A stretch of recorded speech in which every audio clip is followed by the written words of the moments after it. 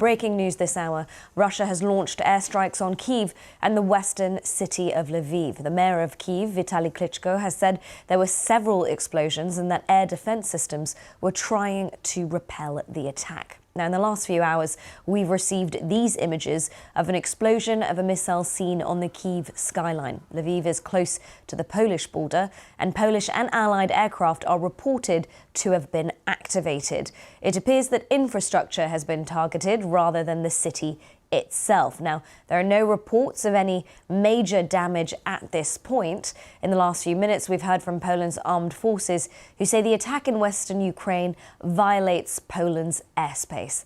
However, people have been taking shelter in underground bunkers. Russia has been pounding Ukraine for days, and Moscow has indicated its revenge for Ukrainian attacks during the recent presidential election. Now, that news is breaking at the moment, and we're going to look at this closer. With me is Vincent McAvenny. Thank you so much. Now, it is the early hours of this breaking. What more do we know right now? At local time, it seems that this started at around 5 a.m. with strikes across Ukraine. A national alert went out and the Ministry of Defence said it was engaging its air defence protocols, and people headed once again into their shelters. We've seen some images of people down in the metro stations in Kyiv, for instance. Now, Kyiv itself was targeted. The military spokesperson there says that around a dozen missiles in the vicinity of the city were shot down by their air defences. There are no reports of any damage or any casualties so far. Interestingly, though, the northwestern border region of Lviv. Now, the city itself, the mayor says, wasn't targeted, but critical infrastructure around the city was.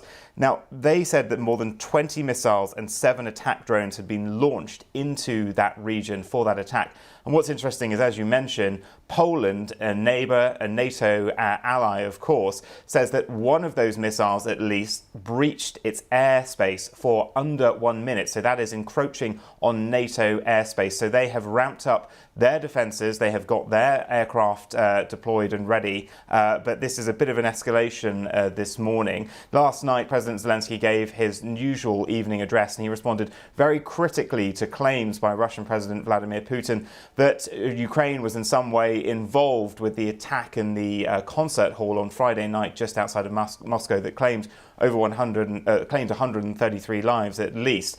President Zelensky said that President Putin and Russian officials were scum for trying to link that to Ukraine, saying that they had no involvement in that whatsoever. So far this morning, though, the Russian government has not made any comments on these latest strikes into Ukraine.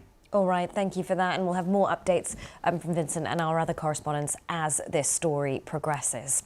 Now, meanwhile, in Russia, the country is observing a national day of mourning for the victims of Friday's attack on a concert hall near Moscow. Now, more than 130 people were killed when gunmen stormed the packed auditorium minutes before a rock band was due on stage. President Putin has suggested that 4 gunmen arrested on Saturday were trying to flee to Ukraine, a claim that's been strongly rejected by President Volodymyr Zelensky. Now, Steve Rosenberg reports.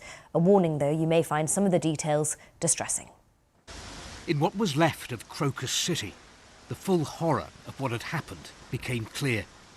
The attackers had torched the building. A rock concert became an inferno. But first, the gunmen had opened fire to kill as many of the audience as possible in one constant stream of bullets. Russia says the 4 gunmen who did this have been arrested and claims they plan to cross into Ukraine. Kyiv denies any connection to the attack. It's Islamic State that's claimed responsibility. President Putin promised vengeance. All the perpetrators and organisers of this crime, and those who ordered it, will be justly and inevitably punished, whoever they are, whoever is guiding them. Those terrorists, murderers, monsters face the same unenviable fate, retribution and oblivion. In Moscow, there were long queues to donate blood for the many who'd been wounded in the attack and rushed to hospital. Outside Crocus City Hall, a hint of the devastation inside. The first thing you notice here isn't the sight of the building, it's the smell. The air is thick with smoke because the concert hall was burning all night.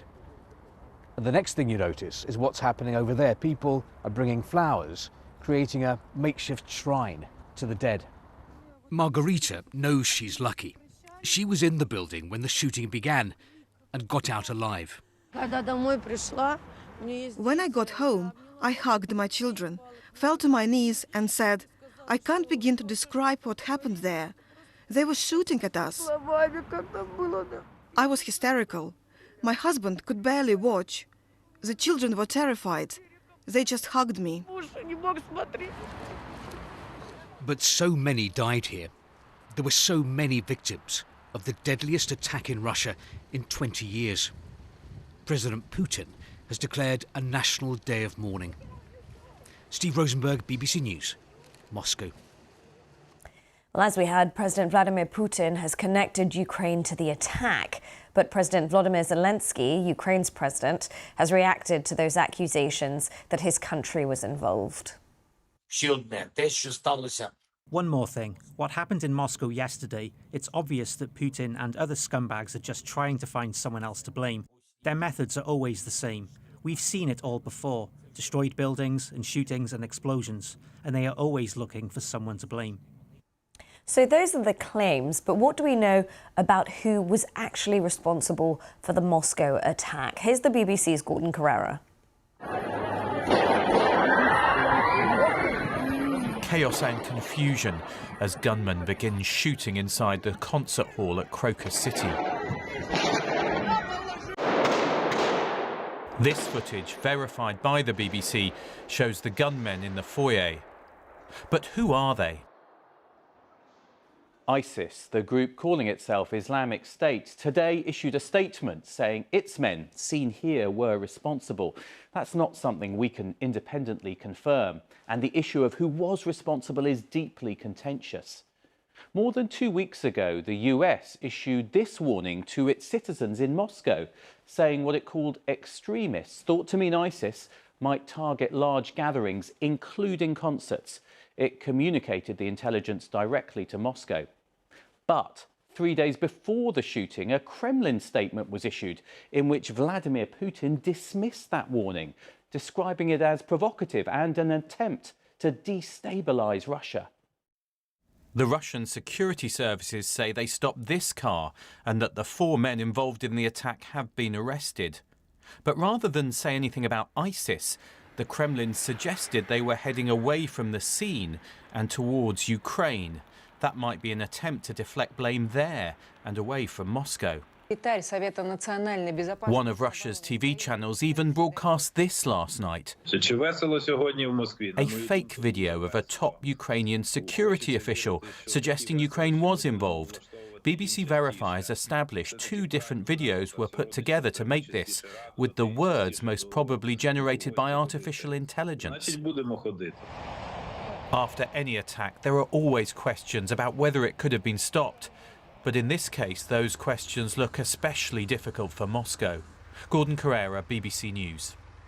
Well, Stephen Fish is a professor of political science at the University of California. He said the attacks in Moscow were an embarrassment for President Putin.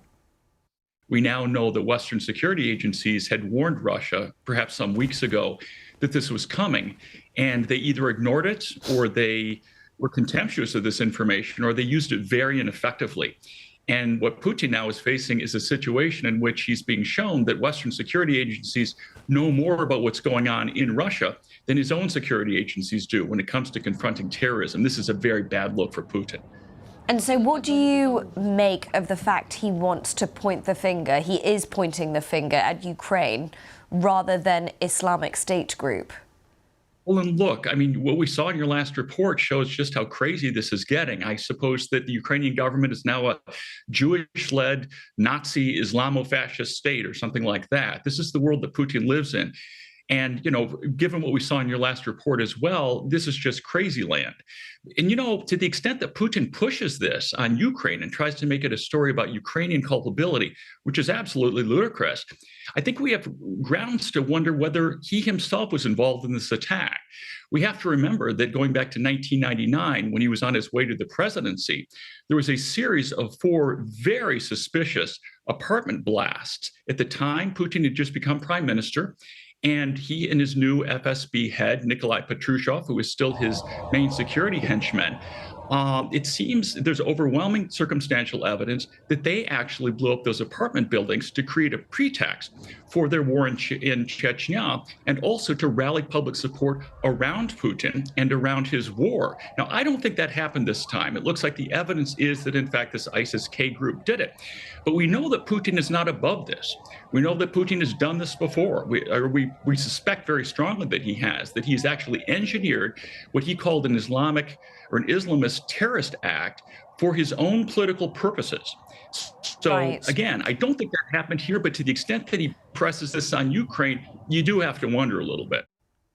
Now, that was Stephen Fish. Of course, President Putin and the Kremlin have denied any links to this attack or the previous attacks that he was referring to. And in this instance, it's important to say that the United States also says it has evidence to corroborate that the Islamic State group may have been involved in this attack.